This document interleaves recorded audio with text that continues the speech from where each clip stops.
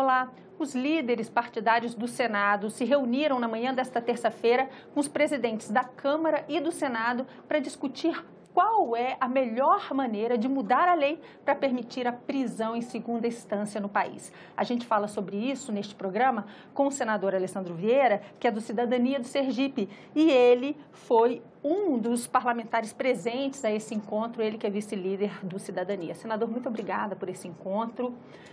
Qual foi a principal conclusão dessa reunião?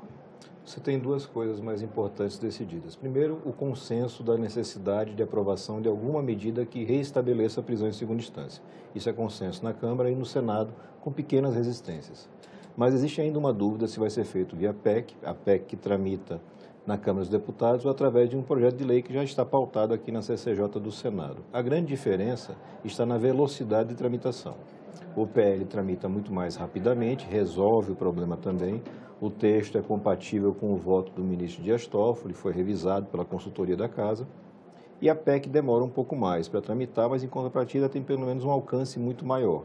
Só para explicar para quem nos acompanha, a PEC é uma proposta de emenda à Constituição. A Constituição, exatamente. Essa PEC alteraria o sistema recursal brasileiro. Então, você deixaria de ter o recurso especial, que é o recurso chamado de terceira instância, no STJ, e deixaria de ter o recurso extraordinário, que é o recurso perante o STF, uma quarta instância. Resolve o problema, só que tem um alcance muito grande. Você vai deixar de ter esses recursos para as esferas cíveis, trabalhistas, não só para o criminal, como acontece no PL aqui do Senado. Mas isso não é bom? É muito bom, mas tem custos. Você tem que saber como o Brasil como um todo, grandes empresas, o governo, vai se adaptar a essa nova realidade, onde você vai ter execução imediata. Então, determinados custos que seriam diluídos em décadas, às vezes, passarão a ter uma execução muito mais rápida. No final das contas, é muito bom, mas tem que ir para a ponta do lápis. Na ponta do lápis, em outras palavras, o que o senhor está dizendo é que a gente precisaria ver se o Brasil aguenta uma justiça que não tarde. Exatamente. A justiça brasileira se notabilizou pela lentidão e você tem várias estruturas montadas em cima disso. Os governos acostumados a procrastinar os direitos do cidadão. O maior ator no judiciário, o maior recorrente no judiciário é o poder público. Da mesma forma, você tem empresas que se estruturaram, na questão de tributos principalmente, baseadas em decisões judiciais. Para não pagar dívida, eles vão recorrendo, vão usando lei, todos os artifícios da lei, é legítimo, é legal. É muito bom que a gente reveja isso, mas tem que fazer a revisão com os pés no chão, sabendo as consequências. Você não pode, a pretexto de mexer só na parte criminal, ter todas essas alterações, porque gera uma preocupação de que você acabe postergando isso. Porque cada tempo que você deixa de decidir a situação criminal, tem mais bandido na rua. Você tem casos não só de corruptos liberados, você tem muitos casos de traficantes, de homicidas que estão saindo por conta do precedente criado pelo Supremo Tribunal Federal. Então é urgente resolver essa situação e continuamos achando que o PL resolve isso bem e muito mais rápido. A PEC continua sendo discutida, tramita normalmente, vai ser muito bem recebida aqui no Senado após ser aprovado na Câmara dos Deputados, mas não existe nenhuma incompatibilidade entre os dois projetos. E mesmo com o acordo, com o interesse, com o compromisso até dos senadores de se colocarem de forma favorável à proposta de emenda à Constituição, ainda assim ela pode ser lenta? Ela é necessariamente lenta porque você tem um rito na Câmara dos Deputados que exige CCJ, onde ela já passou, comissão especial com até 40 sessões específicas para debate e depois a discussão em plenário. E não é um projeto que vai passar sem polêmica, sem discussão, ele vai ter muita coisa para ser debatida. Então, mesmo que aqui no Senado a gente consiga acelerar, porque o rito do Senado comporta um trabalho mais rápido, na Câmara dos Deputados isso vai demorar um pouco. Então, o que foi exigido e o presidente da Câmara dos Deputados, Rodrigo Maia, se comprometeu é na terça-feira apresentar um calendário. E aí sim teremos uma nova reunião de lideranças do Senado para avaliar esse calendário e entender se ele é suficiente para poder atender o interesse da sociedade ou se é necessário apelar para o projeto de lei que já tramita aqui. O presidente Rodrigo Maia chegou a sinalizar também com alguma possibilidade de apoiar o PL em discussão no Senado, porque anteriormente, de acordo com a imprensa, pelo menos, ele vinha se pronunciando dizendo que a Câmara já tinha tomado a decisão pela PEC. Pode existir a tramitação conjunta, no sentido de que o Senado se compromete a ajudar a PEC quando ela vier e a Câmara se comprometer também a ajudar o PL, ou isso não foi falado lá? O presidente Rodrigo Maia tem uma posição firmada favorável à PEC. Evidentemente que ele não tem poder para alterar a tramitação de projetos no Senado, por isso que o nosso sistema é bicameral. O Senado tem que fazer aquilo que o Senado entende correto e depois interagir com a Câmara dos Deputados. Eu tenho certeza que, capacitado como é o presidente Rodrigo Maia, e certamente comprometido com o combate à corrupção, com a proteção das pessoas, com a redução da violência, ele vai abraçar o projeto que resolva isso da forma mais efetiva e rápida. Então, o senhor acha que uma das soluções possíveis dos líderes, caso não estejam de acordo com o cronograma apresentado pela Câmara na semana que vem, é pressionar, aprovando, pedindo esse projeto na pauta ainda assim aqui no Senado? Com certeza. É uma definição do grupo de senadores que defende isso aqui no Senado, que a gente faça o caminho mais rápido. Ninguém está abrindo mão da técnica, do respeito ao direito, mas estamos atendendo a uma urgência da sociedade como ela deve ser atendida, com velocidade. Isso não implica em não discutir a PEC e não apoiar a PEC. Pelo contrário, você teve a adesão unânime do Senado à PEC da Câmara. O que a gente está discutindo é se o procedimento que vamos adotar vai ser rápido o suficiente.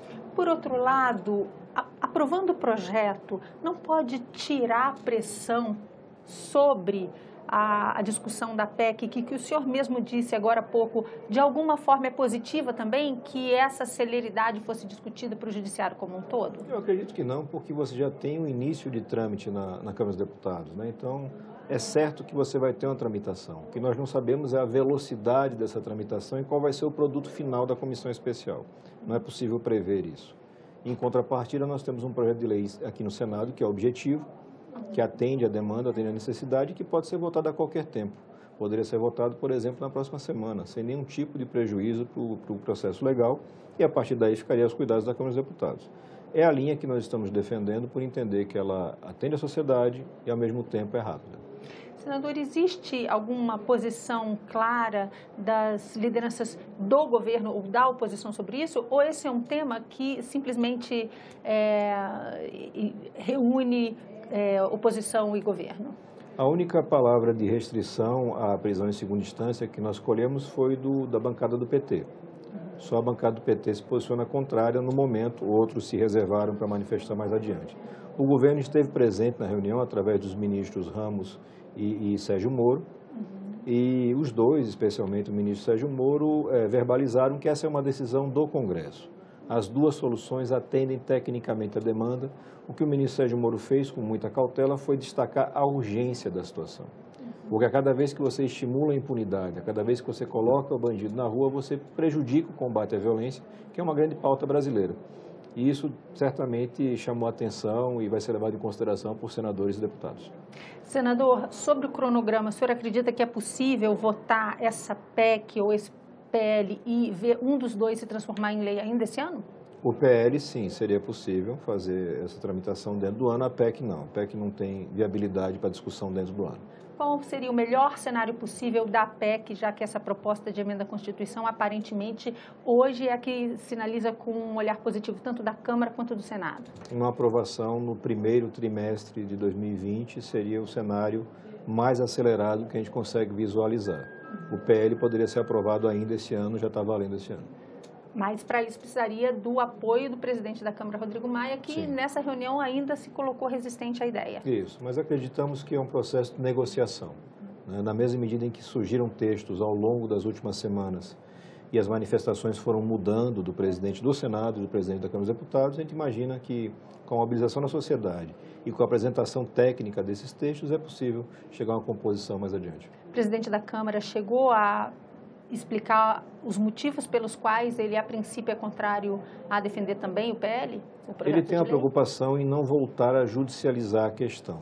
Né? Mas, na realidade, mesmo uma PEC, uma proposta de emenda à Constituição, pode ser judicializada e, como é uma questão muito importante, certamente será judicializada.